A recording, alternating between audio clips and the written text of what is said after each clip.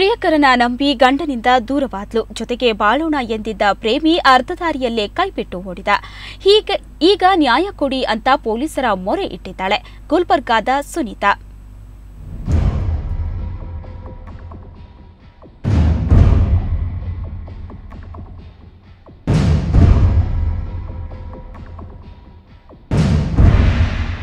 ಈ ರೀತಿ ಮಹಿಳೆಯೊಬ್ಬರು ಪೊಲೀಸ್ ಠಾಣೆ ಮುಂದೆ ನಿಂತು ಕಣ್ಣೀರು ಹಾಕ್ತಾ ಇರೋದು ಪ್ರಿಯಕರನಿಗಾಗಿ.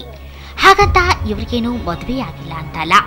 ಕಾರವಾರದ ಈ ಮಹಿಳೆ ಹೆಸರು ಸುನೀತಾ. 2 ವರ್ಷಗಳ ಹಿಂದೆ ಈಕೆ ಗುಲ್ಬರ್ಗಾದ ಯುವಕ ಸತ್ಯನಾರಾಯಣ ಎಂಬುವರೊಂದಿಗೆ ಸಪ್ತಪದಿ ತುಳಿದಿದ್ದರು. ಆದರೆ ಅದಕ್ಕೂ ಮುಂಚೆಯೇ ಈ ಮಹಿಳೆಗೆ ನೀಲಕಂಠ ಎಂಬುವರೊಂದಿಗೆ ಪ್ರೇಮಾಂಕುರವಾಗಿತ್ತು. ಇದು ಮದುವೆಯಾದ ಬಳಿಕವೂ ಮುಂದುವರೆದಿತ್ತು. ಇದು ಸಂಸಾರದಲ್ಲಿ ವಿರಸ ಮೂಡಲು ಕಾರಣವಾಗಿದೆ. ಫೋನ್ ಕಾಲ್ ಅವ್ರಿಗೆ ಮಾಡೋ ಟಾರ್ಚರ್ ಮಾಡ್ತಾ ಇದ್ದ. ನಾನು ಇವ್ನು ತನ್ನಷ್ಟಕ್ಕೆ ನಾನು ಸುಮ್ಮನಿದ್ದಾನಂತೆ ನಾನು ಸುಮ್ಮನಿದ್ದೆ. ಕರೆ ಇವ್ನು ತನ್ನ ಚಾಳಿ ಏನು ಬೀಳಲಿಲ್ಲ. ಅವ್ರಂತರೂ ನಂಗೆ ಡಿವೋರ್ಸ್ ಕೇಳಿ ನಿಂತುಬಿಟ್ರು. ನನಗೆ ನಾನೀಗ ನಂದು ಜೂನ್ 20 ಮದುವೆ ಇದೆ. ನಂಗೆ ಇಷ್ಟ ಇಲ್ಲ ಇದು ಮದುವೆ. ನಾನು ನಿನ್ನ ಜೊತೆಗೆ ಮದುವೆ ಆಗ್ತೀನಿ. ನಾನು ನಿಂಗೆ ಇಬ್ಬರು ಹೋಗುವ ಅಂತಂದ.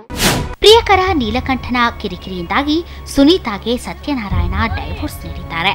ಮದುವೆ ಭರವಸೆ ನೀಡಿದ ಪ್ರೇಮಿ ನೀಲಕಂಠ ಸುನೀತಾರನ್ನ ಬಿಜಾಪುರ ಲಾಡ್ಜ್ಗೆ ಕರೆದುಕೊಂಡು ಹೋಗಿ ಗುಲ್ಬರ್ಗಾಕ್ಕೆ ವಾಪಸ್ ಆಗುವಾಗ ಕೈಕೊಟ್ಟು ಪರಾರಿಯಾಗಿದ್ದಾನೆ.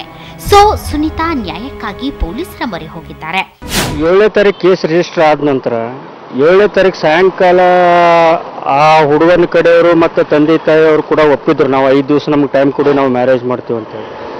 ಅದಾದ ಮಾರನೇ ದಿನ ಹುಡುಗನ ಬೇರೆ ಕಡೆ ಎಲ್ಲೋ ಕಳಿಸಿ ನಮ್ಮ ಹುಡುಗ ಮಿಸ್ ಆಗಿದ್ದಾನೆ ಅಂತ ಬಂದು ಈ ರೀತಿ ಒಂದು ಹೇಳಿಕೆಯನ್ನು ಕೊಡ್ತಾ ಇದ್ದಾರೆ ಅವರು.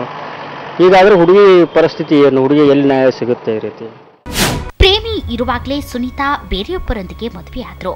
ಮದುವೆ ಬಳಿಕವೂ ಪ್ರೀತಿ ಮುಂದುವರೆಸಿದ್ರು. ಇದು ಡೈವೋರ್ಸ್ಗೆ ಕಾರಣ ಆಯಿತು. ಆದ್ರೆ ಈಗ ಪ್ರೇಮಿ ಕೂಡ ದೂರ ಆಗಿರೋದು ಸುನೀತಾಳ ಬದುಕು ಮುರಾಬಟ್ಟಿಯಾಗಿದೆ. ಶರಣಯ್ಯ ಹಿರೇಮಠ್, ಸುವರ್ಣ ನ್ಯೂಸ್ 24/7 ಗುಲ್ಬರ್ಗಾ.